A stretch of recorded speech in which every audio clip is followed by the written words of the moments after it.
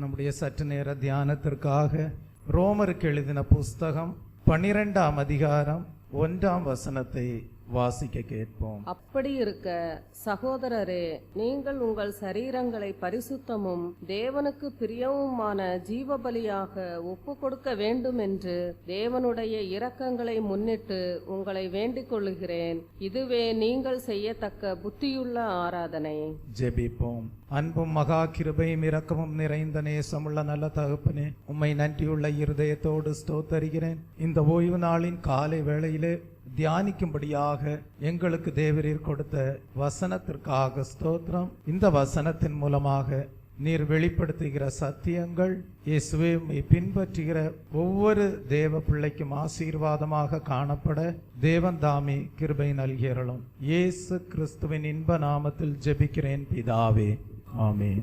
அப்படி இருக்க சகோதரரே, நீங்கள் உங்கள் சரீரங்களை பரிசுத்தமும் தேவனுக்கு பிரியமுமான ஜீவ பலியாக ஒப்பு கொடுக்க வேண்டும் என்று தேவனுடைய இரக்கங்களை முன்னிட்டு உங்களை வேண்டிக் கொள்கிறேன். இதுவே நீங்கள் செய்யத்தக்க புத்தியுள்ள ஆராதனை. கர்த்தருடைய நாமத்திற்கு மகிமை உண்டாவதாக. இங்கே ரோமருக்கு பரிசுத்த பவுல் எழுதும்போது, ஒரு தேவனுடைய பிள்ளை புத்தியுள்ள ஆராதனை செய்ய வேண்டுமானால் அந்த தேவ பிள்ளையுடைய வாழ்க்கையிலே காணப்பட வேண்டிய ஒரு தெய்வீக அனுபவத்தை குறித்து நாம் இங்கே வாசிக்கிறோம். புத்தியுள்ள ஆராதனை செய்யக்கூடிய எந்த ஒரு தேவனுடைய பிள்ளையானாலும் அந்த தேவ பிள்ளை தன்னுடைய சரீரத்தை என்ன செய்கிறது என்றால், தேவனுக்கு பிரியமான ஜீவ பலியாக பரிசுத்தமாக ஒப்பு கொடுக்கக்கூடியதாக காணப்படுகிறது. தெய்வ பிள்ளையே, 2 விதமான ஆராதனை உண்டு.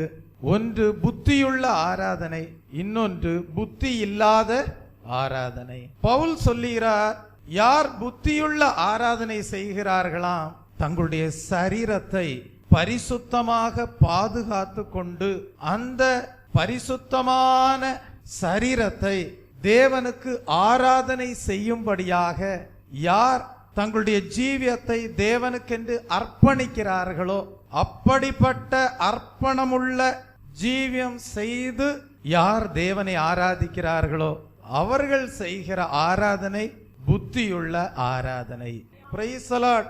6 நாட்களும் நீங்கள் உங்கள் சரீரத்தை உங்களுக்கு விரும்பின காரியங்களுக்கு ஒப்பு கொடுத்து 6 நாட்களும் உங்கள் சரீரங்களை அசுத்தத்திற்கும் அருவருப்புகளுக்கும் ஒப்பு கொடுத்து விட்டு 7வது நாள் தேவனுடைய சபையிலே வந்து நாங்கள் தேவனை ஆராதிக்கிறோம் என்று சொல்லுவீர்களானால் நீங்கள் செய்கிற ஆராதனை புத்தியுள்ள ஆராதனையாய் இருக்காது.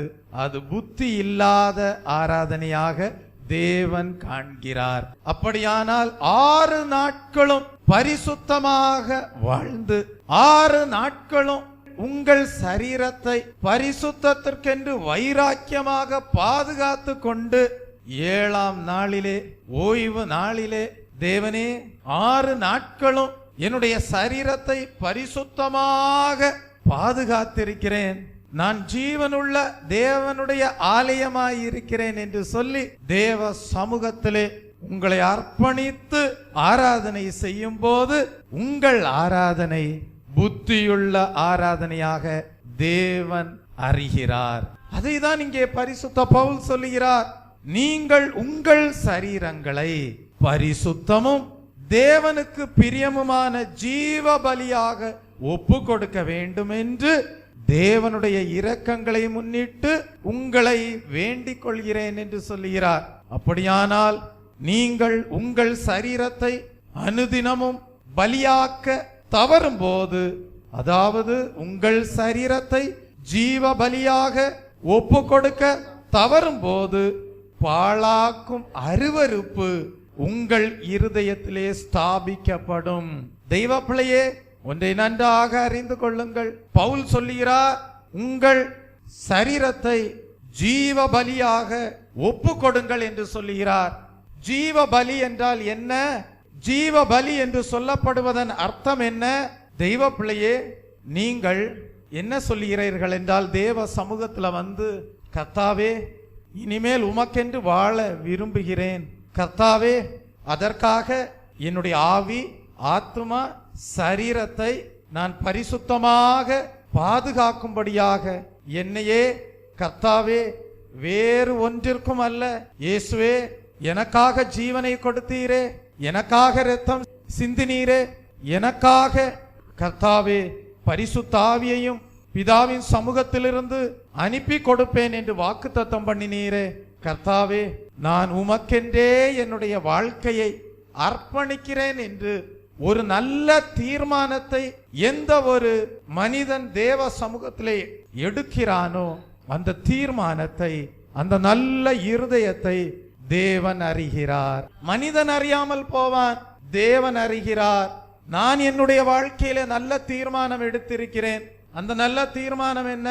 கர்த்தாவே, நான் எனக்காக ஜீவனை கொடுத்த உமக்காக வாழும்படியாக வாஞ்சிக்கிறேன். அதற்காக என்னுடைய ஆவி, ஆத்துமா, சரீரம் பரிசுத்தமாக காணப்படும்படியாக நான் உமக்கென்றே என்னை அர்ப்பணிக்கிறேன் என்று சொல்லி ஒரு நல்ல தீர்மானத்தை என்னுடைய வாழ்க்கையிலே எடுத்திருக்கிறேன்.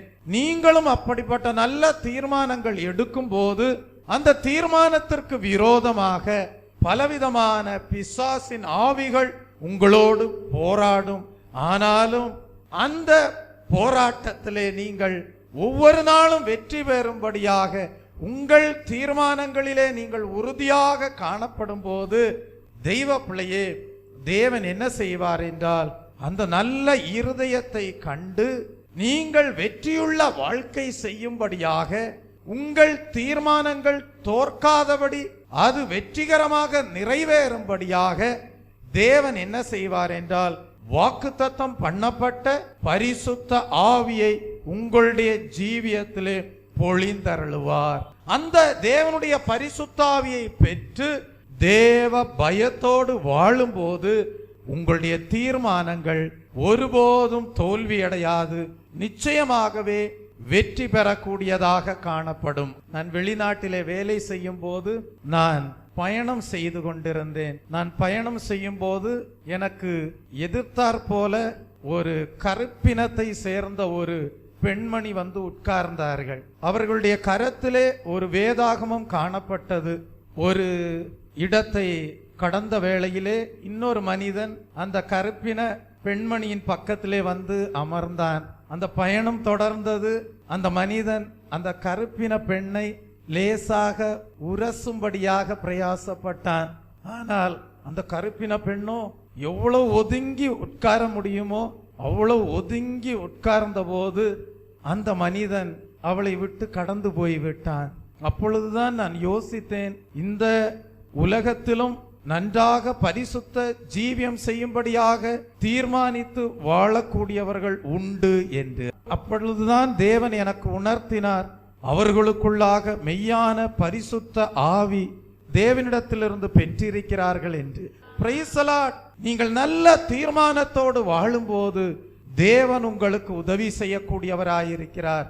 பிசாசானவன் பலவிதங்களிலேயும் பலவிதமான ஆவிகளோடு எதிராக கிரியை செய்தாலும் நல்ல தீர்மானங்களோடு ஜீவிக்கிறவர்களுக்கு தேவன் தம்முடைய பரிசுத்தாவியை கொடுத்து அவர்களுடைய தீர்மானங்களை அங்கீகரிக்கிறார்.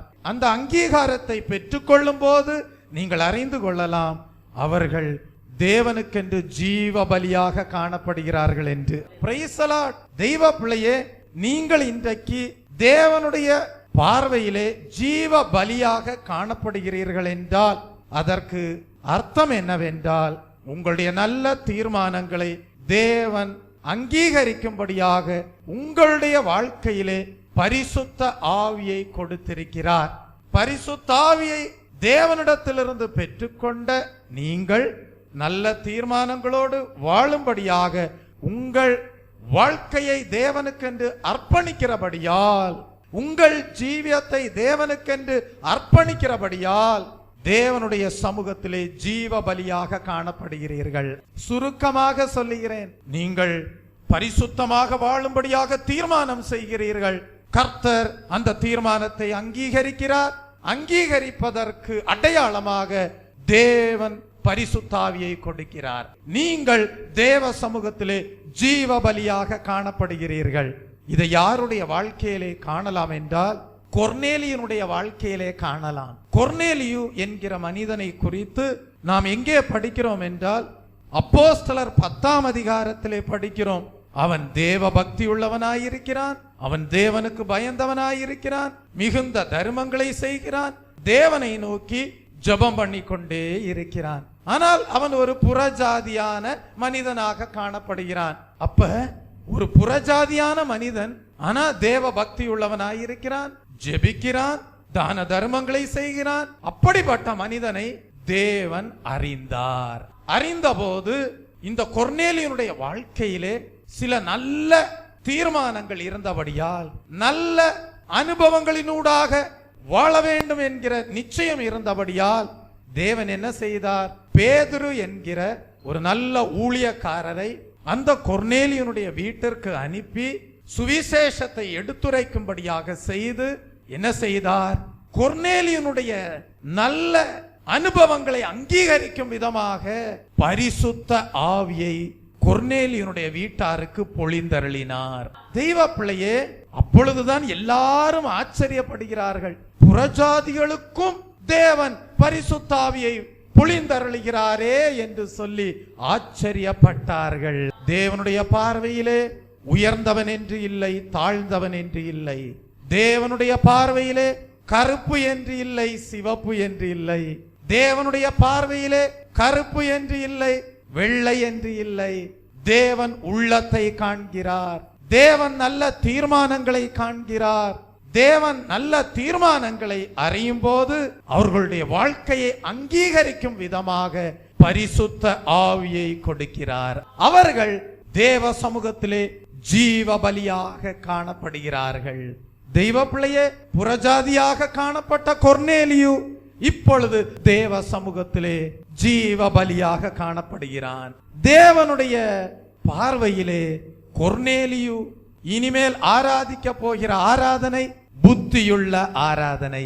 ஒருவேளை நீங்கள் உங்கள் சரீரங்களை பரிசுத்தத்திற்கென்று நல்ல தீர்மானம் செய்யாதவர்களாக நீங்கள் தேவனை ஆராதிக்கிறோம் என்று சொல்லி ஆராதிப்பீர்களானால் தேவ சமூகத்திலே நீங்கள் ஜீவ பலியாக காணப்பட முடியாது.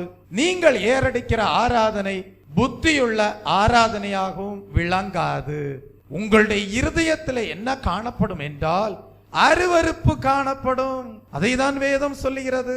பாழாக்கும் அருவருப்பு உங்கள் இருதயங்களிலே ஸ்தாபிக்கப்படும். புத்தியுள்ள ஆராதனை செய்யும்படியாக பரிசுத்தத்திற்கென்று உங்கள் அவயவங்களை, உங்கள் சரீரங்களை அர்ப்பணிக்காமல் போவீர்களானால் நீங்கள் தேவ சமூகத்திலே ஜீவ பலியாக காணப்பட முடியாது. பாழாக்கும் அருவருப்பு தான் உங்கள் இருதயங்களிலே ஸ்தாபிக்கப்படும். அப்படியானால் உங்க வாழ்க்கையை பார்க்கும்போது எப்படி இருக்கும்? தவறான சிந்தனைகள் இருக்கும், அசுத்தமான எண்ணங்கள் இருக்கும், தவறான கருத்துகள் காணப்படும். இவைகள் எல்லாம் தான் உங்கள் உள்ளத்திலே காணப்படும். ஆனா புத்தியுள்ள ஆராதனை செய்கிறவருடைய உள்ளத்திலே பரிசுத்த ஆவியானவர் காணப்படுவார். ரெண்டு விதமான இருதயம், ரெண்டு விதமான ஆராதனை. புத்தியுள்ள ஆராதனை அவர்களிலே காணப்படுகிற இருதயம், புத்தி இல்லாத ஆராதனை அவர்களிலே காணப்படுகிற இருதயம். புத்தியுள்ள ஆராதனை செய்கிறவர்களிலே நல்ல தீர்மானங்கள், பரிசுத்த வாழ்க்கை, அவர்களுடைய இருதயத்திலே தேவ மகிமை, பரிசுத்த ஆவியானவர் வாசம் பண்ணுகிறார். அவர்கள் ஜீவனுள்ள தேவனுடைய ஆலயமாய் இருக்கிறார்கள். இன்னொரு கூட்டத்தார் காணப்படுகிறார்கள். அவர்களுடைய வாழ்க்கையிலே தவறான ஜீவியம், பரிசுத்தத்திற்கென்று தங்கள் சரீரங்களை ஒப்பு கொடுக்கவில்லை. ஒருவேளை நான்வெஜ் சாப்பிடலன்னு வேணா சொல்லிக்கலாம். என்ன சாப்பிடல? நாங்கெல்லாம் கறி மீன் சாப்பிடாதவங்கன்னு சொல்லிக்கலாம். ஆனா உன் சரீரத்தை நீ பரிசுத்தத்திற்கென்று ஒப்பு கொடுக்கலன்னா நீ கரிமீன் சாப்பிடாதவன் என்று சொல்லி தேவன் உன்னை பரிசுத்தவான் என்று உறுதிப்படுத்துவது இல்லை. தெய்வ பிள்ளையே, ஒன்றை அறிந்து கொள்ளுங்கள். நீ கரிமீன் சாப்பிடுறவனாய் இருக்கலாம், ஆனா உன் சரீரத்தை பரிசுத்தத்திற்கென்று வைராக்கியமாக ஒப்பு கொடுத்து தேவனுடைய பரிசுத்த ஆவியை உன் இருதயத்திலே பெற்றிருப்பாயானால் நீதான் தேவனுடைய பார்வையிலே ஜீவ பலியாக தேவ சமூகத்திலே காணப்படுகிறாய். ஆனால் இன்னொரு கூட்டத்தார் காணப்படுகிறார்கள். அவர்கள் எப்படி காணப்படுகிறார்கள்? தங்கள் சரீரங்களை பரிசுத்தத்திற்கென்று ஜீவ பலியாக அர்ப்பணிக்காதவர்களாக காணப்படுகிறார்கள். வேண்டுமென்றால் சொல்லிக் கொள்வார்கள், நாங்க கரிமீன் சாப்பிடுறதில்லைன்னு சொல்லிக்குவாங்க. ஆனா அவங்க சரீரமானது பரிசுத்தத்திற்கென்று ஒப்பு கொடுக்கப்பட்ட ஜீவ பலியாக காணப்படாதபடியால் அவர்களுடைய உள்ளத்திலே பரிசுத்த ஆவியானவர் வாசம் பண்ணுவதில்லை. அவர்களுடைய உள்ளத்திலே பரிசுத்த ஆவியானவர் வாசம் பண்ணுவதில்லை. அதனால அவர்களுடைய சிந்தனைகள் எப்படி இருக்கு? தவறான சிந்தனைகள், அசுத்தமான எண்ணங்கள், தவறான கருத்துகள், இருதயத்திலோ அருவருப்பு. தெய்வ பிள்ளையை இந்த நாளிலே உன்னை ஆராய்ந்து பார். நீ கரிமீன் சாப்பிடுறவனாய் இருக்கலாம், கரிமீன் சாப்பிடாதவனாய் இருக்கலாம். அதல்ல இப்பொழுது தேவனுக்கு முக்கியம். இப்பொழுது தேவனுக்கு முக்கியமானது என்ன? நீ உன்னுடைய சரீரத்தை பரிசுத்தத்திற்கென்று ஒப்பு கொடுத்திருக்கிறாயா? அப்படி ஒப்பு கொடுத்து நல்ல தீர்மானத்தோடு வாழ்கிறாயா?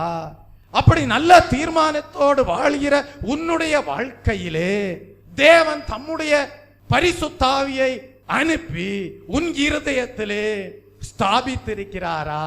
அப்படி ஸ்தாபிக்க நீ தேவ மகிமை உடையவனாக, நீ தேவ மகிமை உடையவளாக தேவனுடைய பரிசுத்த ஆவியை உன் இருதயத்திலே பெற்றுக்கொண்டு தேவ சமூகத்திலே காணப்படுவாயானால் நீ ஏறெடுக்கிற ஆராதனை புத்தியுள்ள ஆராதனையாக காணப்படும். நீ ஏறெடுக்கிற ஆராதனை புத்தியுள்ள ஆராதனையாக காணப்படும். தெய்வ பிள்ளையே, இந்த நாளிலே உன்னுடைய ஜீவியத்தை ஆராய்ந்து பார். நீ புத்தியுள்ள ஆராதனை செய்யவில்லை என்றால், நீ புத்தியுள்ள ஆராதனை செய்யவில்லை என்றால் பாழாக்கும் அருவருப்பு தான் உன்னுடைய இருதயத்திலே ஸ்தாபிக்கப்பட்டு காணப்படும். தெய்வ பிள்ளையே, அதனாலதான் சிலரெல்லாம் திடீரென்று என்ன செய்வார்கள் என்றால், சில நூதனமான யோசனைகள், சில நூதனமான கருத்துகள், சத்தியத்திற்கு முரண்பட்ட யோசனைகள், அவைகளுக்கு என்ன செய்வார்கள் என்றால் செவிசாய்த்து அழைக்கப்பட்ட அழைப்பையும் என்ன செய்து விடுகிறார்கள் என்றால் விட்டு விலகி சென்று விடுகிறார்கள். ஏன் சில தேவ ஊழியக்காரர்களே ஒரு காலத்துல ரொம்ப வைராக்கியமா பேசி இருப்பாங்க. எதை குறித்து? பரிசுத்தத்தை பற்றி, ஜீவ பலியாக தேவனுக்கென்று அர்ப்பணிக்கிற வாழ்க்கையை பற்றி. தெய்வ பிள்ளையே, தேவனால் அங்கீகரிக்கப்படுகிற புத்தியுள்ள ஆராதனை செய்வதை குறித்தெல்லாம் ஒரு காலத்துல சில தேவனுடைய ஊழியக்காரர்கள் ரொம்ப வைராக்கியமா பேசி இருப்பாங்க. ஆனா அவர்களும் கூட தேவன் எதிர்பார்த்த பரிசுத்தத்திலிருந்து விழுந்தபடியினாலே, அவர்களும் கூட அந்நிய பிசாசின் ஏவுதல்களுக்கு இடம் கொடுத்தபடியினாலே, அவர்களும் கூட வஞ்சிக்கிற சாத்தானுடைய செயல்களுக்கு இடம் கொடுத்தபடியினாலே, அவர்களும் கூட தங்களுடைய சரீரத்தை பரிசுத்தத்திலிருந்து வழிவிலக செய்து தங்களுடைய சரீரத்தை கெடுத்து போட்டபடியினாலே அவருடைய ஆவியும் அவருடைய ஆத்துமாவும் அவருடைய சரீரமும் தீட்டுப்பட்டு போனபடியினாலே உள்ளத்தில் இருந்த பரிசுத்த ஆவியை இழந்து போனார்கள். அவர்களுடைய உள்ளத்திலேயும் பாழாக்கும் அருவருப்பு ஸ்தாபிக்கப்பட்டபடியினாலே இப்பொழுது முன்பு பேசின பரிசுத்தத்திற்கேற்ற உபதேசங்கள் அவர்களுடைய வாழ்க்கையிலே இல்லை. பரம அழைப்பின் பந்தய பொருளை பெற்றுக்கொள்ளும்படியாக லக்கை நோக்கி தொடர்கிறேன் என்கிற தரிசனத்தை இழந்து போனார்கள். இன்றைக்கு நீ ஒரு விசுவாசியாய் இருக்கலாம், நீ ஒரு தேவனுடைய ஊழியக்காரனாய் இருக்கலாம். தேவன் எதிர்பார்க்கக்கூடிய புத்தியுள்ள ஆராதனை செய்யும்படியான பரிசுத்த ஆவி, ஜீவ பலி என்கிற தெய்வீக அனுபவம் உன் வாழ்க்கையிலே உண்டாயிருக்கிறதா? சற்று ஆராய்ந்து பார். ஒருவேளை உன் ஜீவியத்திலே தேவன் எதிர்பார்க்கக்கூடிய தெய்வீக அனுபவமாகிய ஜீவ பலி என்கிற அனுபவம் ஒருவேளை நஷ்டப்படுத்தி போட்டிருப்பாயானால், பரிசுத்தமான வாழ்க்கையை நீ இழந்திருப்பாயானால், இந்த நாளிலேயும் கூட ஒரு நல்ல தீர்மானம் செய். தேவன் உன் மீது இரக்கம் பாராட்டுவாரே ஆனால், தேவன் உனக்கு கிருபை உள்ளவராய் இருப்பாரே ஆனால், ஒரு புதிய எண்ணெயால் அபிஷேகம் பண்ணும்படியாக உன் பாத்திரத்தை நிரம்பி வழியச் செய்ய வேண்டும் என்று தேவன் உனக்கு இரக்கம் பாராட்டுவாரே. ஆனால் ஒரு தலபலவரத பதிலவே சந்தலபலவரத பதிலவே நீ ஏறெடுக்கிற ஆராதனை புத்தியுள்ள ஆராதனையாயிருக்கும். நீ ஏறெடுக்கிற ஆராதனை புத்தியுள்ள ஆராதனையாயிருக்கும். உன் இருதயத்திலே பாழாக்கும் அருவருப்புகளுக்கு இடமில்லாத புத்தியுள்ள ஜீவியம் செய்யக்கூடியவனாக காணப்படுவாய். தெய்வ பிள்ளையே, இன்றைக்கு அநேகர் தங்களுடைய சுய சித்தத்திற்கு மரிக்க இயலாதவர்களாக காணப்படுகிறார்கள். தேவனுடைய சித்தம் என்ன என்பதை அறிந்தும் கூட தேவனுடைய சித்தம் என்ன? உன் சரீரத்தை நீ பரிசுத்தத்திற்கென்று ஒப்பு கொடுக்க வேண்டும். தேவனுடைய சித்தம் என்ன? உன் ஜீவியமானது ஜீவ பலியாக தேவ சமூகத்திலே காணப்பட வேண்டும். தேவனுடைய சித்தம் என்ன? நீ புத்தியுள்ள ஆராதனை செய்ய வேண்டும்.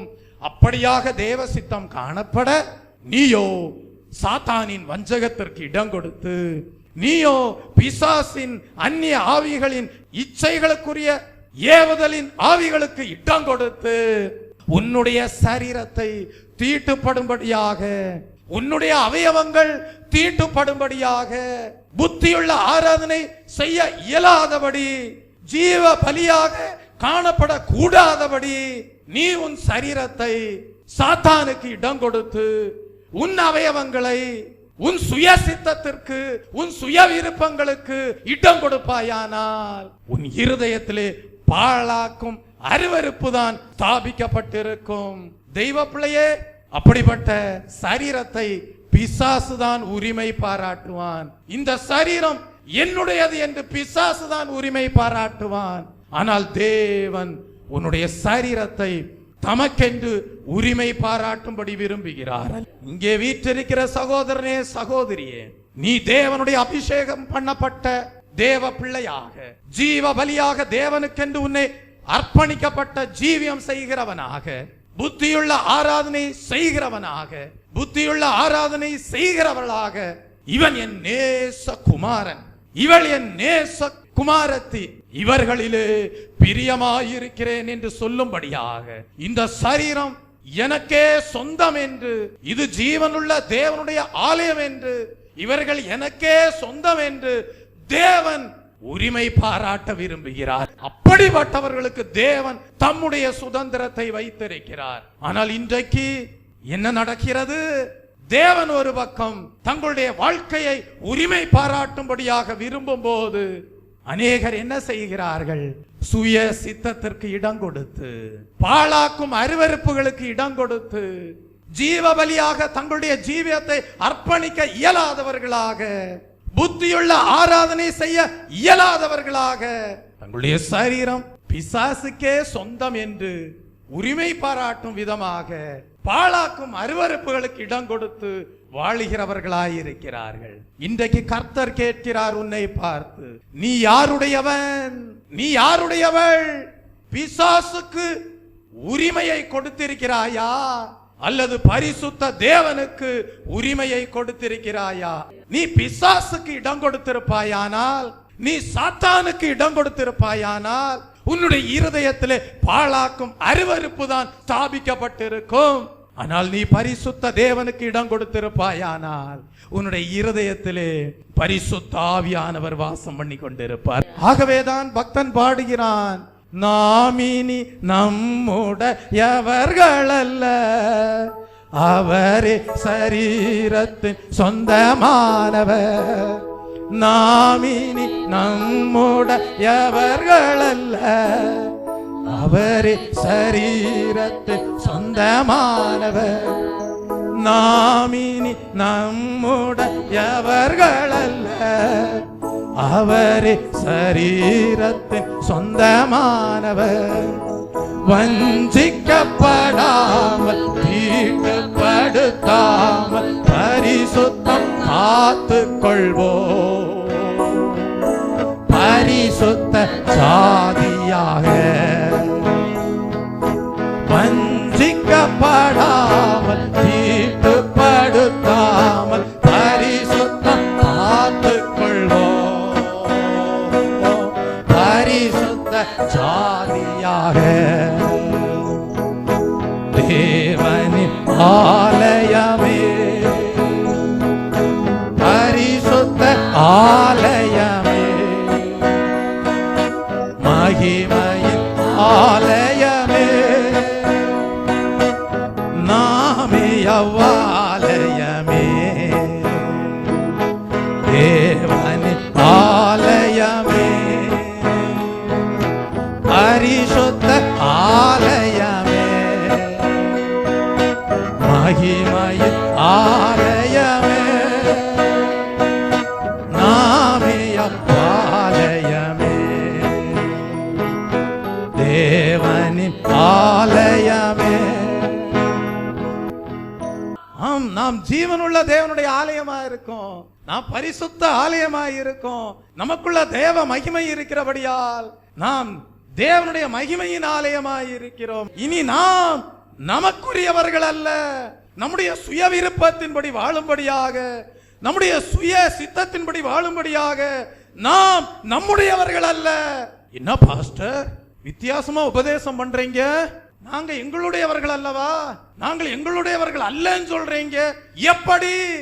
நான் என்னுடையவன் தானே, நான் என் விருப்பப்படி செய்யலாமே, நான் என் சுய விருப்பப்படி செய்யலாமே, நான் என் சுய சித்தத்தின்படி செய்யலாமே. எப்படி நீங்க சொல்லலாம் நான் என்னுடையவன் அல்லன்னு? எப்படி நீங்க சொல்லலாம்? தெய்வ பிள்ளையே, ஒரு சத்தியத்தை விளங்கிக் கொள்ளு. ஒரு வெளிப்படுத்தல் உண்டு. நீ உன்னுடையவன் அல்ல. ஏன் உன்னுடையவன் அல்ல? தேவன் தம்முடைய விலையேறப்பெற்ற பரிசுத்த ஆவியை உன் இருதயத்திலே ஸ்தாபித்திருக்கிறார். இப்பொழுது கர்த்தர் என்ன சொல்றாரு? மகனே, மகளே, நல்ல தீர்மானத்தை எடுத்தாய், நல்ல தீர்மானம் பண்ணினாய். உன்னுடைய நல்ல தீர்மானத்தை பார்த்து நான் என்னுடைய விலையேற பெற்ற பரிசுத்தாவியை உன் இருதயத்தில் ஸ்தாபித்திருக்கிறேன். இப்பொழுது நீ என்னுடைய ஆலயமாய் இருக்கிறாய். நான் உனக்குள்ளே வாசம் பண்ணுகிறேன். நீ எனக்கே சொந்தம். அதனால சொல்றாரு, என் பிரியமே நீ ரூபவதி, எழுந்து வா நேசரை சந்திக்கவே. என் பிரியமே நீ ரூபவதி, எழுந்து வா நேசரை சந்திக்கவே. என் பிரியமே நீ ரூபவதி, எழுந்து வா நேசரை சந்திக்கவே. மணவாளன் கர்த்தரேசு வருகின்றாரே, மணவாட்டி சந்திக்க ஆயத்தம் தானா? மணவாளன் கர்த்தரேசு வருகின்றாரே, மணவாட்டி சந்திக்க ஆயத்தம் தானா? என் பிரியமே நீ ரூபவதி, எழுந்து வா நேசரை சந்திக்கவே. என் பிரியமே நீ ரூபவதி, எழுந்து வா நேசரை சந்திக்கவே. நான் சினிமால நடிக்கிற நடிகைகளை பற்றி பாடல. நான் பரிசுத்தமா வாழ்ற அழகுள்ள ஜீவியம் செய்கிறவர்களை பற்றி பாடுகிறேன். சரீரத்துல அழகா இருக்கிறவங்களை பற்றி அல்ல இந்த பாட்டு. புறம்பான சரீரத்துல அழகுள்ளவர்களாக பிறப்பிக்கப்பட்டவர்களை குறித்தல்ல இந்த பாட்டு. ரட்சிப்பின் அலங்காரத்தை பெற்றுக் கொண்டவர்கள், பரிசுத்தாவின் அபிஷேகத்தை பெற்றுக் கொண்டவர்கள், உள்ளான தேவபலத்தோடு வாழுகிறவர்கள், ஜீவ பலியாக தேவ சமூகத்திலே காணப்படுகிறவர்கள், புத்தியுள்ள ஆராதனை செய்கிறவர்கள், அவர்களை குறித்து தான் பக்தன் பாடுகிறான். என் பிரியமே நீ ரூபவதி, எழுந்து வா. ஆகவே புறம்பான சரீரத்துல எங்களுக்கு அழகில்லையேன்னு கவலைப்படாதீங்க. நல்ல பரிசுத்த வாழ்க்கை வாழ்கிறீர்களா? நீங்கள் தேவனுடைய பார்வையிலே தேவனுக்கு பிரியமானவர்கள். தேவனுடைய பார்வையிலே நீங்கள் ரூபவதி, எழுந்து வா என்கிறார் நேசரை சந்திக்க. அப்ப நேற்றைக்கு வரைக்கும் நீங்க உங்களுடையவர்களாக வாழ்ந்திருக்கலாம். போன வருஷம் வரைக்கும் நீங்கள் உங்களுடையவர்களாக வாழ்ந்திருக்கலாம். ஏன் ஒரு 5 வருஷத்துக்கு முன்பு வரைக்கும் நீங்கள் உங்களுடையவர்களாக வாழ்ந்திருக்கலாம். ஆனால் இன்றைக்கு நல்ல தேவனுடைய தீர்மானத்தை பெற்றுக்கொண்டு தேவனிடத்திலிருந்து பெற்றுக்கொள்ள வேண்டியதை பெற்றுக்கொண்டீர்களோ அது என்ன? மனுஷன் கொடுக்க முடியாதது, எந்த ஒரு மனுஷனும் கொடுக்க முடியாதது, தேவன் மாத்திரமே கொடுக்க இயன்ற காரியம். அது என்ன? தேவன் வாக்குத்தத்தம் பண்ணின பரிசுத்த ஆவி.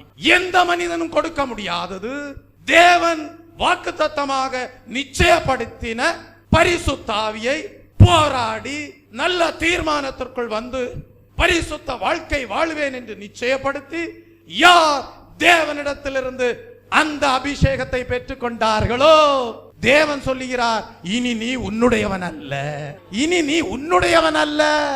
என்னிடத்திலிருந்து போராடி நீ என்னுடைய ஆசீர்வாதமாகிய பரிசுத்த ஆவியை பெற்றிருக்கிறபடியால், அது உன்னுடைய இருதயத்திலே ஸ்தாபிக்கப்பட்டிருக்கிறபடியால், தேவன் சொல்லுகிறார், இனி நீ உன்னுடையவன் அல்ல. தேவன் சொல்லுகிறார், பரிசுத்த தேவன் சொல்லுகிறார், நீ என்னுடையவன் என்கிறார். நீ என்னுடையவனாய் இருக்கிறபடியால், நீ என்னுடையவளாய் இருக்கிறபடியால் தேவன் சொல்றாரு, இனி நீ உன் சுய சித்தத்தின்படி செய்ய முடியாது, இனி நீ உன் சுய விருப்பப்படி செய்ய முடியாது. வேதத்தை படி, சத்தியத்தை அறிந்து கொள், சத்தியம் என்ன சொல்லுது அதற்கு கீழ்ப்படி. அதிலிருந்து வலது பக்கமோ இடது பக்கமோ நீ சாய்வாயானால், நீ சாய்வாயானால், நீ சாய்வாயானால் நான் கொடுத்த அபிஷேகத்தை நான் உன்னிலிருந்து எடுத்து போடுவேன், உன் இருதயமானது அருவருப்புகளால் ஸ்தாபிக்கப்படும் என்கிறார். என்ன ஒரு நிர்பாக்கியமான சூழ்நிலை. இப்ப நீங்க ஒரு நல்ல தீர்மானத்துக்குள்ள வாங்க. தேவன் உங்களுக்கு கொடுத்த பரிசுத்த ஆவியை பாதுகாத்துக் கொள்ள வேண்டுமா, அல்லது இந்த பூமிக்குரிய இச்சைகளுக்கு இடம் கொடுத்து அபிஷேகம் இழந்தாலும் பரவாயில்ல, நாங்க எங்க சுய சித்தம் போல சுய விருப்பம் போல வாழ்றோம்னு தீர்மானம் பண்ண போறீங்களா?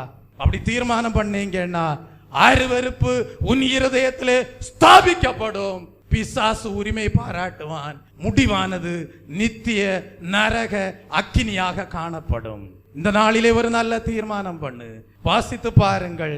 தானியேலுக்கு எழுதின புஸ்தகம் 12ஆம் அதிகாரம் 10ஆம் வசனத்தை வாசிக்கும் போது, அநேகர் சுத்தமும் வெண்மையும் ஆக்கப்பட்டு புடமிடப்பட்டவர்களாய் விளங்குவார்கள். துன்மார்க்கரோ துன்மார்க்கமாய் நடப்பார்கள். துன்மார்க்கரில் ஒருவனும் உணரான். ஞானவான்களோ உணர்ந்து கொள்வார்கள். தானியேல் 12:10. அநேகர் சுத்தமும் வெண்மையுமாக்கப்பட்டு புட்டமிடப்பட்டவர்களாய் விளங்குவார்கள். எப்படி? அநேகர் சுத்தமும் வெண்மையுமாக்கப்பட்டு புடமிடப்பட்டவர்களாய் விளங்குவார்கள். துன்மார்க்கரோ துன்மார்க்கமாய் நடப்பார்கள். துன்மார்க்கரில் ஒருவனும் உணரான். ஞானவான்களோ உணர்ந்து கொள்வார்கள். இரண்டு விதமான புடமிடுதல். தெய்வ பிள்ளைய இரண்டு விதமான இருதயம். வெண்மையாக்கப்பட்ட இருதயம், துன்மார்க்கமான இருதயம். வெண்மையாக்கப்பட்ட இருதயம் புட்டமிடப்பட்டதாய் இருக்கிறது. புட்டமிடப்பட்டு அது வெண்மையானது என்பதை விளங்க செய்திருக்கிறது. அவர்கள் ஞானவான்களாய் இருக்கிறார்கள். அவர்கள் தங்கள் வாழ்க்கையில் வந்த சோதனை இன்ன என்பதை அறிந்திருக்கிறார்கள். ஞானமாய் நடந்து கொண்டார்கள். ஆனால் ஞானம் இல்லாதவர்கள் என்ன செய்தார்கள்? தேவ ஞானத்துக்கு இடம் கொடாமல் சுய அறிவுக்கு இடம் கொடுத்து, சுய சித்தத்திற்கு இடம் கொடுத்து, சுய விருப்பங்களுக்கு இடம் கொடுத்து துன்மார்க்கமாய் நடந்தார்கள். அந்த துன்மார்க்கமாய் நடந்தவர்கள் ஒருவரும் தேவனுடைய சத்தியத்தை உணரவில்லை. அவர்களுடைய இருதயத்திலே அருவருப்பு. ஆனால் தேவ ஞானமாய் நடந்த வெண்மையாக்கப்பட்ட புட்டமிடப்பட்டவர்களோ அவர்களுடைய இருதயத்திலே தேவனுடைய அபிஷேகத்தை பெற்றுக் கொண்டவர்களாக தாங்கள் சுத்தவான்கள் என்பதை விளங்க செய்தவர்களாயிருக்கிறார்கள். இந்த வசனத்துல நன்றாக நீங்க படிப்பீங்கன்னா, அநேகர் சுத்தமும் வெண்மையுமாக்கப்பட்டு புடமிடப்படுவார்கள் என்று சொல்லப்பட்டிருக்கிறது. தெய்வ பிள்ளையே, ஆங்கில வேதாகமத்துல மொழிபெயர்ப்பாக நீங்கள் படிப்பீர்கள் என்றால் இந்த வசனம் என்ன சொல்லுதுன்னா, அநேகர் சுத்தமும் வெண்மையுமாக்கப்பட்டு புடமிடப்படுவார்கள். எனது அநேகர் சுத்தமும் வெண்மையும் ஆக்கப்பட்டு புடமிடப்படுவார்கள். அதனுடைய அர்த்தம் என்ன தெய்வ பிள்ளையே? தேவன் தம்முடைய பிள்ளைகளை புடமிடுகிறார். ஆனால் புடமிடும் போது 2 விதங்களிலே புடமிடுகிறார். எத்தனை விதங்களிலே? 2 விதங்களிலே புடமிடுகிறார். ஒன்று, ஒரு தேவனுடைய பிள்ளையினுடைய வாழ்க்கையில் இருக்கக்கூடிய களிம்புகளை எல்லாம் நீக்கி அவர்களை சுத்திகரிக்கும்படியாக அவர்களை பலவிதமான அக்கினி என்கிற சோதனையினூடாக வழி நடத்துகிறார். இது ஒரு விதமான புடமிடுதல். ஒருவேளை தெய்வ பிள்ளையே, நீ பலவிதமான அக்கினியின் வழியாக தேவனால் வழி நடத்தப்படலாம். அது எதற்காக?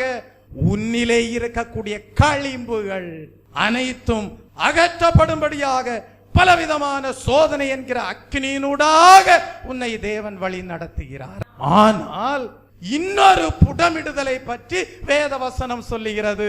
அந்த புடமிடுதல் என்ன? அப்படிப்பட்ட புடமிடப்படுதல் என்ன? தெய்வ பிள்ளையே, ஏற்கனவே சுத்திகரிக்கப்பட்டவர்கள், ஏற்கனவே தேவனால் தூய்மையாக்கப்பட்டவர்கள், ஆனால் அவர்களுடைய வாழ்க்கையிலே சோதனை என்கிற அக்கினி வருகிறது. எதற்காக? ஏற்கனவே தூய்மையாக்கப்பட்டவன் அல்லவா, ஏற்கனவே வெண்மையாக்கப்பட்டவள் அல்லவா, ஏற்கனவே சுத்திகரிக்கப்பட்டவள் அல்லவா, எதற்காக மறுபடியும் ஒரு அக்கினி சோதிக்கும்படியாக வருகிறது? தெய்வ பிள்ளையே, உன்னுடைய தரத்தை நீ நிரூபித்து காட்டும்படியாக 2 விதமான புடமிடுதல். முதலாவது புடமிடுதல் ஆவிக்குரிய ஜீவியத்திலே முதிர்ச்சி அடையாதவர்களுடைய வாழ்க்கையிலே வருகிற புடமிடுதல். ஆவிக்குரிய ஜீவியத்துல வளர்ந்திருக்க மாட்டாங்க, இப்பதான் ஆவிக்குரிய ஜீவியத்துல ரட்சிப்பின் அனுபவத்தை பெற்று அப்படியே இயேசுவை விசுவாசித்து கர்த்தருடைய நாமம் எங்களுக்கு பலத்த துருகம் என்று அப்படியே மெதுவா கிறிஸ்துவின் அடிச்சுவடுகளை பின்பற்றுகிறவர்களா இருப்பாங்க. அவர்களுடைய வாழ்க்கையில பலவிதமான அக்கினி என்கிற சோதனை வரும்போது அவர்கள் என்ன செய்யணும்? அவர்களுடைய வாழ்க்கையில இருக்கிற களிம்புகள் எல்லாம் அகற்றப்படும்படியாக தங்களுடைய ஜீவியத்தை தேவனுக்கு ஒப்பு கொடுக்கும் போது தேவன் என்ன செய்வார்? அந்த களிம்புகளை எல்லாம் நீக்கி அவருடைய பரிசுத்தாவியை கொடுத்து ஜீவ பலியாக புத்தியுள்ள ஆராதனை செய்யும்படியாக அவர்களை மாற்றி விடுகிறார். ஆனால் இன்னொரு புடமிடுதல் இருக்கு. அது என்ன புடமிடுதல்? ஏற்கனவே தேவனால் ஜீவ பலியாக தேவ சமூகத்திலே காணப்படுகிறவர்களுடைய வாழ்க்கையிலே வருகிற அக்கினியல். ஏற்கனவே தேவனால் வெண்மையாக்கப்பட்டவர்கள், ஏற்கனவே தேவனால் சுத்திகரிக்கப்பட்டவர்கள், அவர்களுடைய வாழ்க்கையிலே வருகிற சோதனை என்கிற அக்கினி. எதற்காக அப்படிப்பட்ட அக்கினியை? வெண்மையாக்கப்பட்டவர்களுடைய வாழ்க்கையிலே, சுத்திகரிக்கப்பட்டவர்களுடைய வாழ்க்கையிலே, புடமிடப்பட்டவர்களுடைய வாழ்க்கையிலே, ஜீவ பலியாக தேவ சமூகத்திலே காணப்படுகிறவருடைய வாழ்க்கையிலே ஏன் அப்படிப்பட்ட அக்கினியை தேவன் அனுப்புகிறார்? அவர்கள் தங்களுடைய தரத்தை நிரூபித்து காட்டும்படியாக. எங்களிலே களிம்புகள் ஒன்றும் இல்லை, தேவன் எங்களை வெண்மையாக்கினார், தேவன் எங்களை புடமிட்டார், தேவன் எங்களை சுத்திகரித்தார், எங்களிலே களிம்பு ஒன்றும் இல்லை. தேவ சமூகத்திலே புத்தியுள்ள ஆராதனை செய்யும்படியாக ஜீவ பலியாக காணப்படுகிறோம் என்பதை அவர்கள் அந்த சோதனையின் அக்கினியினூடாக அவர்களுடைய ஆவிக்குரிய அனுபவங்களை, அவர்களுடைய ஆவிக்குரிய நிலவரத்தை, அவர்களுடைய தரத்தை நிரூபிக்க கூடியவர்களாயிருக்கிறார்கள். பிலிப்பியருக்கு எழுதின புஸ்தகம் 2ஆம் அதிகாரம் 8ஆம் வசனத்தை வாசித்து பாருங்கள். அவர் மனுஷ ரூபமாய் காணப்பட்டு மரண பரியந்தம், அதாவது சிலுவையின் மரண பரியந்தம் கீழ்ப்படிந்தவராகி தம்மை தாமே என்ன செய்தார்? தாழ்த்தினார். இயேசு கிறிஸ்து வெண்மையானவரா? இயேசு கிறிஸ்து ஜீவ பலியா? இயேசு கிறிஸ்து களிம்பற்றவரா? ஒரு கேள்வி. அவர் இந்த பூமியிலே ஊழியம் செய்கிறார், பரிசுத்த ஆவியானவர் அவருக்குள்ளாக காணப்படுகிறார். அவருடைய வாழ்க்கையிலேயும் சோதனைகள் வருகிறது, அவருடைய வாழ்க்கையிலேயும் அக்கினி வருகிறது, அவருடைய வாழ்க்கையிலேயும் ஊழியத்திற்கு பிரவேசிக்கும் முன்னதாக வலு சர்ப்பம் வந்து நிற்கிறது. இயேசு கிறிஸ்துடைய வாழ்க்கையிலேயும் சோதனைகள் காணப்பட்டது.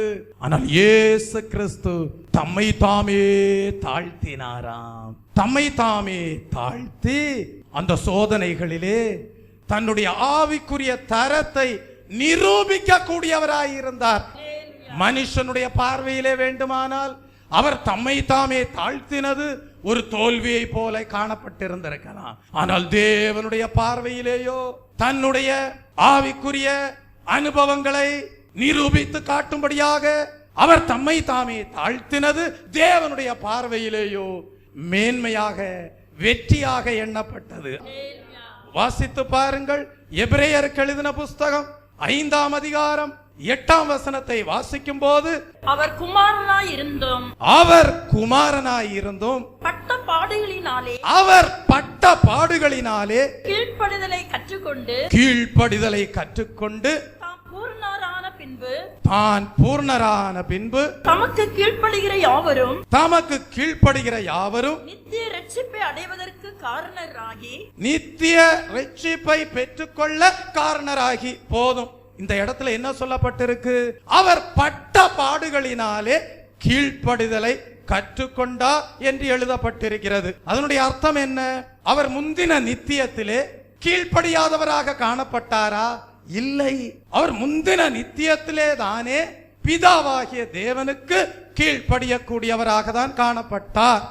ஆனால் அவர் இந்த உலகத்திலே வந்தபோது அவருக்கு பலவிதமான பாடுகள், அவருக்கு பலவிதமான உபத்திரவங்கள், அவருக்கு பலவிதமான நிந்தைகள், அவருடைய வாழ்க்கையில பலவிதமான அவமானங்கள், அவருடைய வாழ்க்கையில பலவிதமான உபத்திரவங்கள், அவைகளின் மத்தியிலேயும் நமக்கு முன்பாகவும் பிதாவாகிய தேவனுக்கு முன்பாகவும் அவர் முந்தின நித்தியத்திலே எப்படி பிதாவாகிய தேவனுக்கு கீழ்ப்படிதல் உள்ளவராக காணப்பட்டாரோ அதே கீழ்ப்படிதலை இந்த பூமியிலே ஊழியம் செய்த நாட்களிலேயும் வெளிப்படுத்தி காட்டுகிறவராக, ஆவிக்குரிய தரத்தை நிரூபித்து காட்டக்கூடியவராக காணப்பட்டார். தனக்கு வந்த பாடுகளை எண்ணி, தனக்கு வந்த உபத்திரவங்களை எண்ணி, தமக்கு வந்த வேதனைகளை எண்ணி, பிதாவே, இனிமேல் உமக்கு நான் கீழ்ப்படிய போவதில்லை, என்னுடைய சுய விருப்பத்தின்படி, என்னுடைய சுய சித்தத்தின்படி நான் கிரியை செய்ய போகிறேன் என்று சொல்லி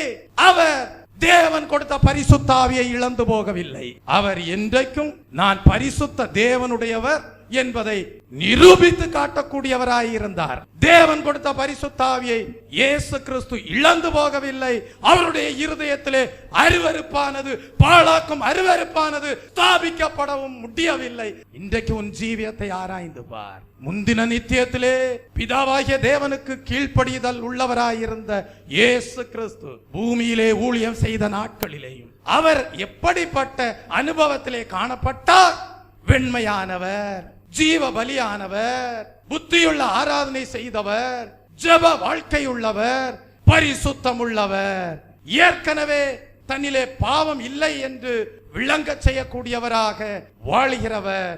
அவருடைய வாழ்க்கையிலேயும் சோதனை என்கிற அக்கினி வந்தது. அவருடைய வாழ்க்கையிலேயும் புட்டமிடுதலின் அக்கினி வந்தது.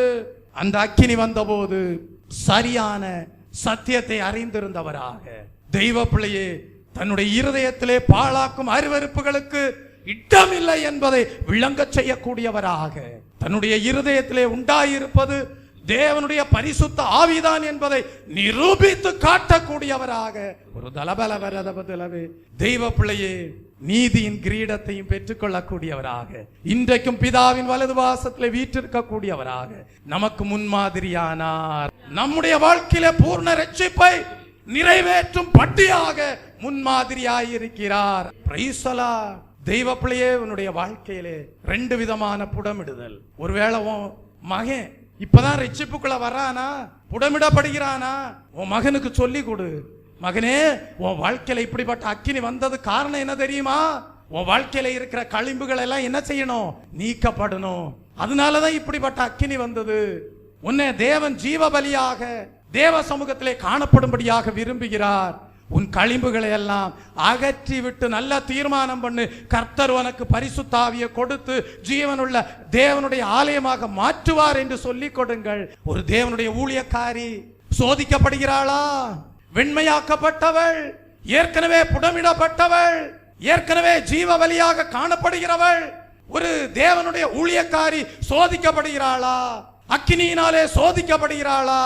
நீ நல்ல முதிர்ந்த தேவனுடைய ஊழியக்காரனா இருந்தா சொல்லிக் கொடு.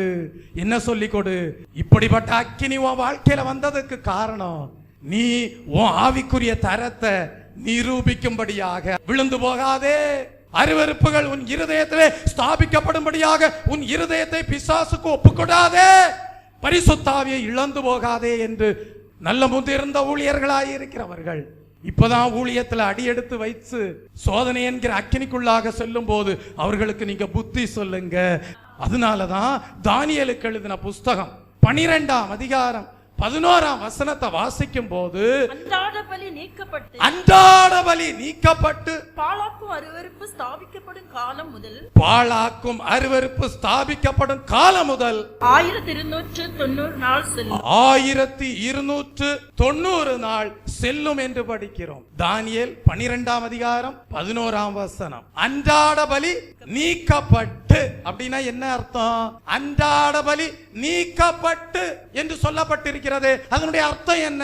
நீ தேவனாலே புடமிடப்பட்டவள், நீ தேவனாலே சுத்திகரிக்கப்பட்டவன், நீ தேவனாலே வெண்மையாக்கப்பட்டவள், நல்ல தீர்மானத்தோடு வாழுகிறவள், நல்ல தேவனுடைய அபிஷேகத்தை பெற்றுக்கொண்டவன். ஆனா சோதனை வருது. என்ன வருது? அக்கினி என்கிற சோதனை வருது.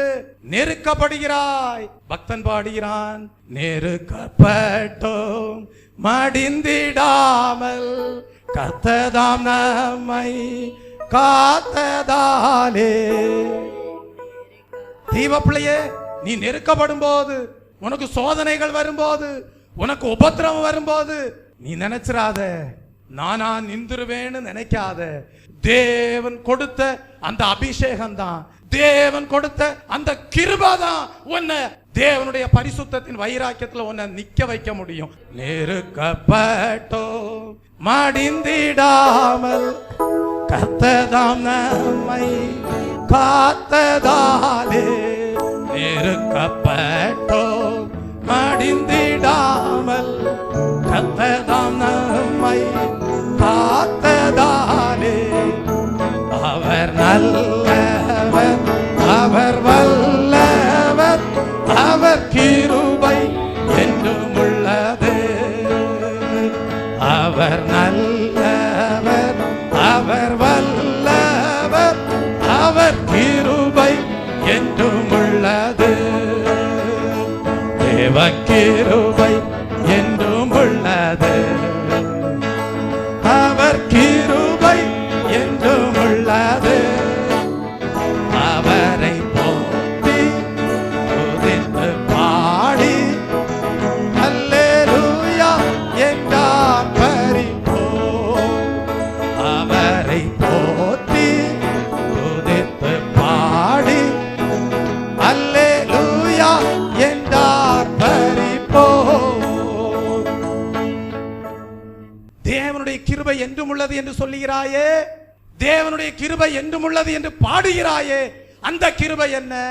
உன் இருதயத்துல பெற்றிருக்கக்கூடிய தேவன் கொடுத்த அபிஷேகம் தான். அதை நீ பாதுகாத்துக் கொள்கிறபடியால் உனக்கு வருகிற அக்கினி சோதனையிலே நீ அருவருப்புகளுக்கு இடம் கொடாமல், வலு சர்ப்பத்தின் ஆவிகளின் ஏவுதல்களுக்கு இடம் கொடாமல், இச்சைகளின் ஆவிகளின் ஏவுதல்களுக்கு இருதயத்துல இடம் கொடாம உன் இருதயத்துல தேவனுடைய கிருபை இருக்கு.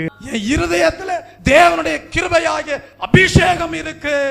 அதை நான் பாதுகாத்து கொண்டிருக்கிறேன். அது என் வாழ்க்கையில இருக்கிற வரைக்கும் தேவன் எனக்கு நல்லவராய் இருக்கிறார். அவர் நல்லவர், அவர் வல்லவர், அவர் கிருபை என்றும் உள்ளது. அவர் நல்லவர், அவர் வல்லவர், அவர் கிருபை என்றும் உள்ளது. வாழ்க்கையில பாழாக்கும் அருவருப்புகளுக்கு இடம் கொடுத்து அபிஷேகத்தை நஷ்டப்படுத்தி விட்டு தேவனுடைய கிருபை என்றும் உள்ளது என்று பாடாத, தேவன் நல்லவர் என்று பாடாத. பாடு பாடு. நீதிமானோ பாடி மகிழ்கிறான். தேவன் கொடுத்த கிருபைய, தேவன் கொடுத்த அபிஷேகத்தை, தேவன் ஸ்தாபித்த பரிசுத்தத்தை உன் வாழ்க்கையில பாதுகாத்து கொண்டு பின்பு பாடு. அவர் நல்லவர், அவர் வல்லவர், அவர் கிருபை என்றும் உள்ளது. அவர் நல்லவர், அவர் வல்லவர், அவர் கிருபை என்றும் உள்ளது. தேவ கிருபை என்றும் உள்ளது. உள்ளது, அவர் கிருபை என்றும் உள்ளது. அவரை போற்றி துதித்து பாடி அல்லேலூயா என்றார் பரிபோ. அவரை போற்றி துதித்து பாடி அல்லேலூயா என்றார் பரிபோ. இன்றைக்கு தேவன் கொடுத்த அபிஷேகம் பாதுகாக்கப்பட்டபடியால், தேவன் கொடுத்த கிருபை பாதுகாக்கப்பட்டபடியால், தேவன் உன்னை ஜீவ பலியாக மாற்றினாரே, அந்த அனுபவத்தை நீ பாதுகாத்து கொண்டபடியால் இன்றைக்கு பாடலாம், தேவனுடைய கிருபை என்றும் உள்ளது, அவர் நல்லவர். மனுஷன் உன்னைய எப்படி வேணாலும் நியாயம் தீர்க்கலாம், ஆனா தேவன் கொடுத்த அபிஷேகத்தை பாதுகாத்து கொண்டிருக்கிறாயா? தேவன் கொடுத்த கிருபையை உன் இருதயத்திலே மகிமையின் பொக்கிஷமாக பாதுகாத்து கொண்டிருக்கிறாயா? நீ தேவனுக்கு பிரியமானவன், நீ தேவனுக்கு பிரியமானவள். தேவன் சொல்லுகிறார், நான் உனக்கு நல்லவராக இருக்கிறேன், நான் உனக்கு நல்லவராக இருக்கிறேன். அப்ப தேவனுடைய கிருபை, தேவன் நல்லவராய் இருக்கிறார். யாருக்கு நல்லவராய் இருக்கிறார்? தேவனுடைய அபிஷேகத்தை பாதுகாத்து கொண்டவர்களுக்கு. இப்ப அந்த வசனத்தை வாசிங்க.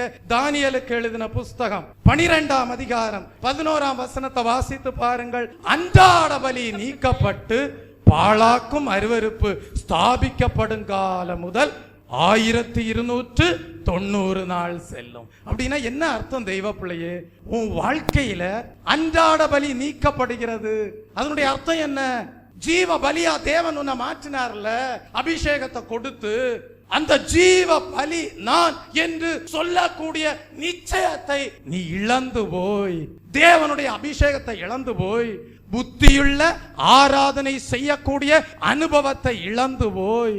என்ன அனுபவத்தை இழந்து போயிட்ட? புத்தியுள்ள ஆராதனை செய்யக்கூடிய அனுபவத்தை இழந்து போயிட்ட. எதை இழந்து போயிட்ட? அன்றாட பலி இல்ல. எதை இழந்து போயிட்ட? அபிஷேகத்தை இழந்து போயிட்ட. எதை இழந்து போயிட்ட? தேவனுடைய கிருபையை இழந்து போயிட்ட. வெண்மையாக்கப்பட்ட இருதயத்தை இழந்து போயிட்ட. சுத்திகரிக்கப்பட்ட ஜீவியத்தை இழந்து போயிட்ட. இப்ப என்ன இருக்கு இருதயத்துல? பாழாக்கும் அருவருப்பு காணப்படுது. அதாங்க சொல்றாரு, அன்றாட பலி நீக்கப்பட்டு பாழாக்கும் அருவருப்பு ஸ்தாபிக்கப்படும் காலம் என்று சொல்லப்படுகிறது. இன்றைக்கு உன் ஜீவியத்தை ஆராய்ந்து பார். கர்த்தர் உன்னோடு கேட்கிறார், நீ யாருடையவன்? நீ யாருடையவள்? நீ பரிசுத்த தேவனுடையவளா, அல்லது நீ பிசாசு உரிமை கொண்டாடும் சரீரமாக காணப்படுகிறாயா? அததான் பரிசுத்த பவுல் சொல்றாரு, காத்து கொள்ளுங்கள், தேவனுடைய இரக்கங்களை முன்னிட்டு புத்தி சொல்லுகிறேன் என்று சொல்லுகிறார். அதுதான் நம்முடைய மூல வசனம். ரோமருக்கு எழுதின புஸ்தகத்திலே நாம் படிக்கிறோம், தேவனுடைய இரக்கங்களை முன்னிட்டு உங்களை வேண்டிக் கொள்கிறேன். பவுல் வேண்டிக் கொள்றாரு, தேவனுடைய இரக்கங்களை முன்னிட்டு வேண்டிக் கொள்கிறார். இதுக்கு கிறிஸ்துவின் வருகையின் நாள் சமீபமாயிருக்கு. கிறிஸ்துவின் வருகையின் நாள் சமீபமாயிருக்கு. கிறிஸ்துவின் வருகையின் நாள் சமீபமாயிருக்கிறபடியால் தேவனுடைய இரக்கங்களை முன்னிட்டு வேண்டிக்கிறேன். எதற்காக வேண்டிக்கிறேன்? அவர் கொடுத்த அபிஷேகத்தை பாதுகாத்துக்கொள். புத்தியுள்ள ஆராதனை செய்யும்படியான பரிசுத்த வாழ்க்கையை பாதுகாத்துக்கொள். புத்தியுள்ள ஆராதனை செய்யும்படியான ஒரு தலபலவரதபதுலபே சுத்திகரிக்கப்பட்ட வெண்மையாக்கப்பட்ட ஜீவியத்தை பாதுகாத்துக்கொள். கர்த்தருடைய வருகையினால் சமீபமாயிருக்கிறது. புத்தியுள்ள ஆராதனை செய்யவில்லை என்றால் நீ தேவனுடைய சமூகத்திலே மணவாட்டியாக காணப்பட முடியாது. புத்தி இல்லாத கன்னிகைகள் கைவிடப்படுகிறார்கள், புத்தியுள்ளவர்களோ சேர்க்கப்படுவார்கள். யார் புத்தியுள்ளவர்கள்? பரிசுத்தாவியாகிய எண்ணெயை பாதுகாத்து கொண்டவர்கள், பரிசுத்தாவியாகிய எண்ணெயை நஷ்டப்படுத்தினவர்கள் ஒரு தலபலவரதபதலபே ஜீவ பலியாக தேவ சமூகத்திலே காணப்பட முடியாது. ஒரு தலபலவரதபதலபே அவர்கள் புத்தியுள்ள ஆராதனையை செய்ய மாட்டார்கள். அவர்களுடைய இருதயத்திலே பாழாக்கும் அருவருப்பு காணப்படும். இங்கே தானியேலுக்கு எழுதும் போது பரிசுத்தாவியானவர் எழுதுகிறார். என்ன எழுதுகிறார்? அன்றாட பலி நீக்கப்பட்டு விடாதபடி உன் ஜீவியத்தை காத்துக்கொள். காலையில ஜெபம் பண்றீங்களா சகோதரனே சகோதரியே? காலையில நல்ல பிரேயர் பண்றீங்களா? அன்றாட பலி நீக்கப்பட்டு விடக்கூடாது. ஒரு தலபலவரதபதலபே சகோதரனே சகோதரியே, தேவன் கொடுத்த கிருபையை பாதுகாத்துக் கொள்றியா? ஒரு தலபலவரதபதலபே கர்த்தாவே வேலைக்கு போறேன், அசுத்தமான காரியங்கள் எதுவும் என் வாழ்க்கையில அண்டி வந்துடக்கூடாதுன்னு சொல்லி ஜபத்தோடு போறியா? ஒரு தலபல வரத பதில் டபக்கால வரத பதில வரத பதில் அன்றாட பலி நீக்கப்பட்டு விடக்கூடாது. நான் புத்தியுள்ள ஆராதனை செய்யணும், நான் பரிசுத்த ஜீவியம் செய்யணும், நான் கிறிஸ்துவின் வருகையின் நாளிலே எண்ணெய் ஒரு தலபல வரத பதிலவே பரிசுத்தாவியாக எண்ணெய் பாதுகாக்கப்பட்ட புத்தியுள்ள கன்னிகையாக காணப்பட வேண்டும். கைவிடப்பட்டு விடக்கூடாது. என் நேசர் வரப்போகிறார், என் இயேசு வரப்போகிறார். அவர் வரும்போது அவர் என்னை அழைக்க வேண்டும். என் பிரியமே, எல்லாரும் எழும்பி நிற்போமா? நீ ரூபவதி எழுந்து வா, உன் நேசரை சந்திக்கவே. மணவாளன் கர்த்தரேசு வருகின்றாரே, மணவாட்டி சந்திக்க ஆயத்தம் தானா? மணவாளன் கர்த்தரேசு வருகின்றாரே, மணவாட்டி சந்திக்க ஆயத்தம் தானா? மணவாளன் கர்த்தரேசு வருகின்றாரே, மணவாட்டி சந்திக்க ஆயத்தம் தானா? என் பிரியமே, நீ ரூபவதி எழுந்து வா, நேசரை சந்திக்கவே. பிரியமே, நீ ரூபவதி எழுந்து வா, நேசரை சந்திக்கவே. மணவாளன் கர்த்தரேசு வருகின்றாரே, மணவாட்டி சந்திக்க ஆயத்தம் தானா? மணவாளன் கர்த்தரேசு வருகின்றாரே, மணவாட்டி சந்திக்க ஆயத்தம் தானா? மாரி காலம் சென்றது, மழையும் ஒளிந்தது, பூமியிலே புஷ்பங்கள் பூத்து குலுங்குது. மாரி காலம் சென்றது, மழையும் ஒளிந்தது, பூமியிலே புஷ்பங்கள் பூத்து குலுங்குது. கண்மலையின் சிகரங்களில் தங்கும் புறாவே, கண்மலையின் சிகரங்களில் தங்கும் புறாவே, கர்த்தரேசு வரும் நாளை சொல்லி பாடிடு. கர்த்தரேசு வரும் நாளை சொல்லி பாடிடு. மணவாளன் கர்த்தரேசு வருகின்றாரே, மணவாட்டி சந்திக்க ஆயத்தம் தானா? மணவாளன் கர்த்தரேசு வருகின்றாரே, மணவாட்டி சந்திக்க ஆயத்தம் தானா? மணவாளன் கர்த்தரேசு வருகின்றாரே, மணவாட்டி சந்திக்க ஆயத்தம் தானா? மணவாளன் கர்த்தரேசு வருகின்றாரே, மணவாட்டி சந்திக்க ஆயத்தம் தானா? என் பிரியமே, நீ ரூபவதி எழுந்து வா, நேசரை சந்திக்கவே. என் பிரியமே, நீ ரூபவதி எழுந்து வா, நேசரை சந்திக்கவே. மாரி காலம் சென்றது, மழையும் ஒளிந்தது, பூமியில் புஷ்பங்கள் பூத்து குலுங்குது.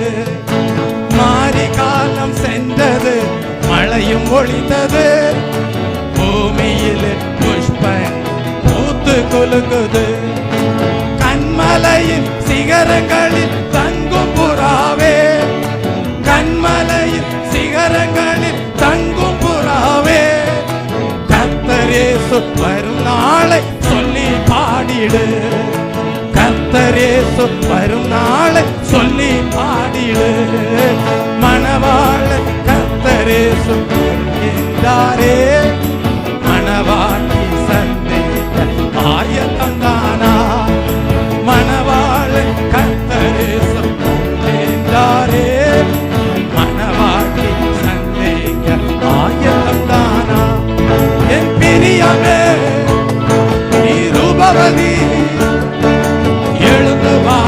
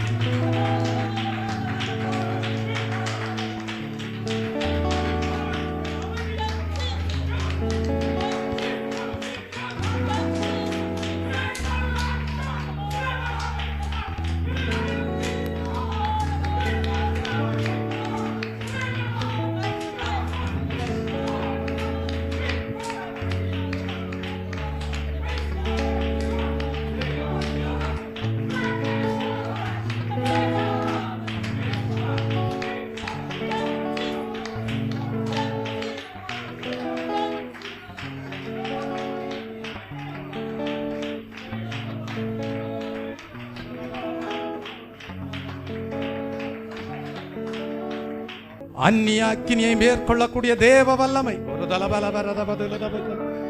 தேவ கிருபையை பாதுகாத்துக் கொண்டவர்கள், தேவ அபிஷேகத்தை பாதுகாத்துக் கொண்டவர்கள், புத்தியுள்ள ஆராதனை செய்கிறவர்கள், ஜீவ பலியாக தேவ சமூகத்திலே காணப்படுகிறவர்கள் பாடுவீர்களா? அவர் நல்லவர், அவர் வல்லவர், அவர் கிருபை என்றும் உள்ளது. அவர் நல்லவர், அவர் வல்லவர், அவர் கிருபை என்றும் உள்ளது. அவர் நல்லவர், அவர் வல்லவர், அவர் கிருபை என்றும் உள்ளது. அவர் நல்லவர், அவர் வல்லவர், அவர் கிருபை என்றும் உள்ளது. அவர் நல்லவர், அவர் வல்லவர், அவர் கிருபை என்றும் உள்ளது. அவர் நல்லவர், அவர் வல்லவர், அவர் கிருபை என்றும் உள்ளது. தேவ கிருபை என்றும் உள்ளது. அவர் கிருபை என்றும் உள்ளது. அவரை போற்றி துதித்து பாடி அல்லேலூயா என்றார் பரிபோல். அவரை போற்றி துதித்து பாடி அல்லேலூயா என்றார் பரிபோல். அவரை போற்றி துதித்து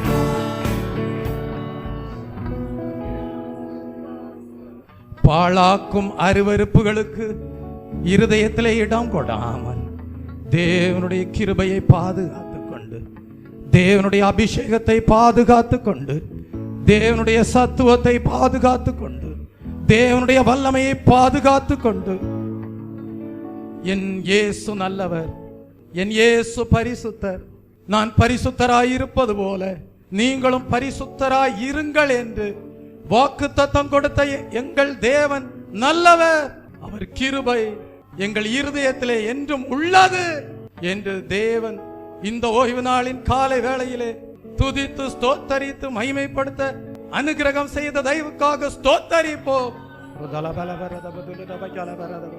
தொடர்ந்து பாழாக்கும் அருவருப்புகளுக்கு எங்கள் இருதயத்திலே இடமில்லை. தேவனுடைய ஜீவ பலியாக நாங்கள் எந்நாளும் புத்தியுள்ள ஆராதனை செய்வோம். அன்றாட பலி எங்கள் ஜீவியத்திலிருந்து நீக்கப்பட மாட்டாது, அதற்கு இடம் கொடுக்க மாட்டோம் என்கிற நல்ல தீர்மானத்தோடு தேவனை ஸ்தோத்தரிப்பீர்களா? கிறிஸ்துவின் வருகை நாளிலே மணவாளனாகிய அவரை நாங்கள் மணவாட்டியாக, அவருடைய அபிஷேகமாகிய எண்ணெயை நாங்கள் எங்கள் ஜீவியத்திலே பாதுகாத்து கொண்டவர்களாக, எரிந்து பிரகாசிக்கிற விளக்குகளாக மணவாளனாகிய கிறிஸ்துவை மகிமையிலே சந்திப்போம் என்கிற நிச்சயத்தோடு தேவனை ஸ்தோத்தரிப்பீர்களா? கர்த்தர் அப்படியே ஒவ்வொரு நாளும் உங்கள் ஆவிக்குரிய ஜீவியத்தின் தரத்தை நிரூபிக்கிறவர்களாக வாழ தேவன் தாமே தொடர்ந்து உங்களுக்கு கிருபை நல்குவாராக, மேன்மையான வரங்களை கொடுப்பாராக. கர்த்தர் உங்களை மேன்மைப்படுத்துவாராக. ஆமீன். அன்பும் மகா கிருபையும் இரக்கமும் நிறைந்த நேசமுள்ள நல்ல தகப்பனே, இந்த ஓய்வு நாளின் காலை வேளையிலே நீங்கள் புத்தியுள்ள ஆராதனை செய்யும்படியாக, ஜீவ பலியாக உங்கள் சரீரத்தை பரிசுத்தமாக தேவனுடைய இரக்கங்களை முன்னிட்டு ஒப்பு கொடுக்கும்படியாக வேண்டிக் கொள்கிறேன் என்று பரிசுத்த பவுல் ரோமாபுரியாருக்கு எழுதின வசனத்தை தியானிக்க 2 விதமான இருதயங்கள், கர்த்தாவே அருவருப்பு ஸ்தாபிக்கப்பட்ட இருதயம், அபிஷேகத்தால் நிரம்பி காணப்படுகிற இருதயம், இந்த 2 இருதயங்களுக்கும் உள்ள வேற்றுமையை, வித்தியாசத்தை தியானிக்க தேவரீர் கிருபை செய்தீரே, மக்கு ஸ்தோத்திரம். கர்த்தாவே பூர்ணர் ரட்சிப்புக்கு நேராக வாழும்படியாக முதிர்ந்த அனுபவத்தோடு, ஆவிக்குரிய அனுபவத்தோடு வாழுகிறவர்கள், அவர்களுடைய வாழ்க்கையிலே வருகிற சோதனை என்கிற அக்கினி, கர்த்தாவே அவர்களுடைய ஜீவியத்திலே தேவரீ ஸ்தாபித்திருக்கிற உன்னதமான ஆவிக்குரிய அனுபவங்களின் தரத்தை நிரூபிப்பதற்காகவே அப்படிப்பட்ட அக்கினி அனுமதிக்கப்படுகிறது என்பதை தியானிக்க செய்தீரே.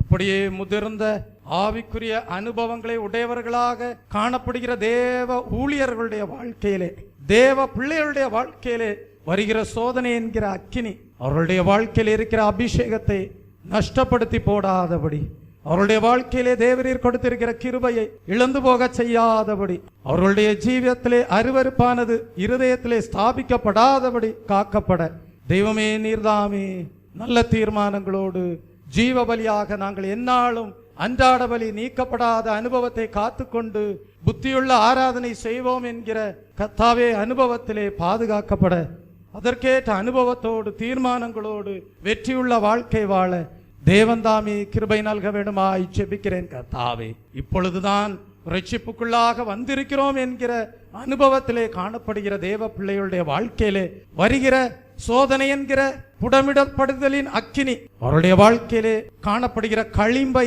நீக்கும்படியாகவே என்கிற ஞானத்தோடு அவர்களும் தங்களுடைய ஜீவியத்திலே உண்டாயிருக்கிற களிம்புகள் எல்லாம் நீக்கப்பட்டவர்களாக பூர்ண ரட்சிப்போடு, கர்த்தாவே நீர் எப்படி பூர்ணராக பிதாவின் வலது வாசத்திலே சிங்காசனத்திலே வீற்றிருக்கிறீரோ, நீ ஸ்தாபித்து வைத்திருக்கிற பூர்ண ரட்சிப்பை அவர்களும் அடையும்படியாக, இனி அவர்கள் குழந்தைகளாயிராமல் முதிர்ந்த கர்த்தாவே தேவ ஞானம் அடைந்தவர்களாக, கர்த்தாவே தேவ விசேஷித்த அனுபவங்களை பெற்றவர்களாக அவர்களும் புத்தியுள்ளவர்களாக, புத்தியுள்ள ஆராதனை செய்கிறவர்களாக உடைய வருகை நாளிலே இப்படியாக சபையானது பூர்ணப்பட்டு மகிமையின் பாத்திரமாக, கிருபா பாத்திரமாக, பிரகாசிக்கிற ஒளி விளக்காக உம்மை சந்திக்கிற மணவாளனே இயேசுவே, உம்மை சந்திக்கிற மணவாட்டியாம் சபையாக நேச குமாரர்களாக காணப்பட தேவன் தாமே கிருபை நல்கிறோம்.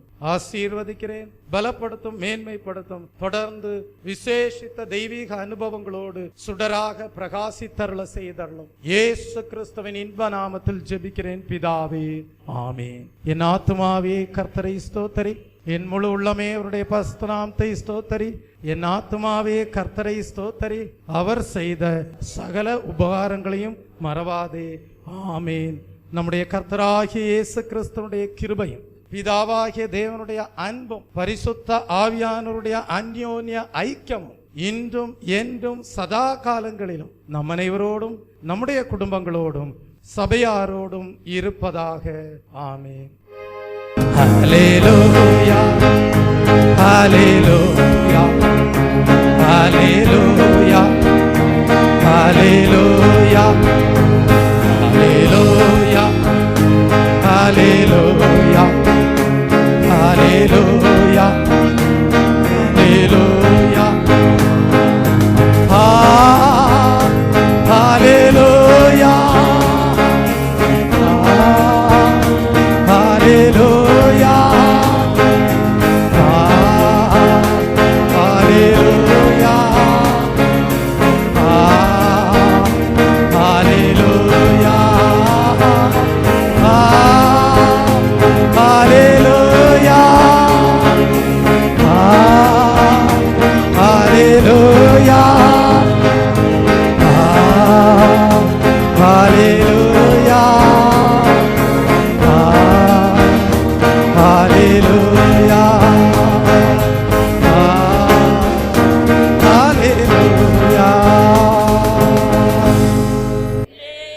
கர்த்ததாமே பரிசுத்த பவுல் வெளிப்படுத்துகிற சத்தியத்திற்கொன்னமாக புத்தியுள்ள ஆராதனை செய்யும்படியான ஜீவ பலியாக உங்கள் சரீரங்களை பரிசுத்தத்திற்கென்று ஒப்பு கொடுத்தவர்களாக நலமுடன் வாழ மணவாளனாகிய கிறிஸ்துவை மகிமையிலே சந்திக்கக்கூடிய பாக்கியகரமான ஜீவியம் செய்ய தேவன் தாமே உங்களுக்கு மென்மேலும் தேவ கிருபையை பொழிந்தருளி ஆசீர்வதித்து பலப்படுத்தி மேன்மைப்படுத்துவாராக, ஆமென்.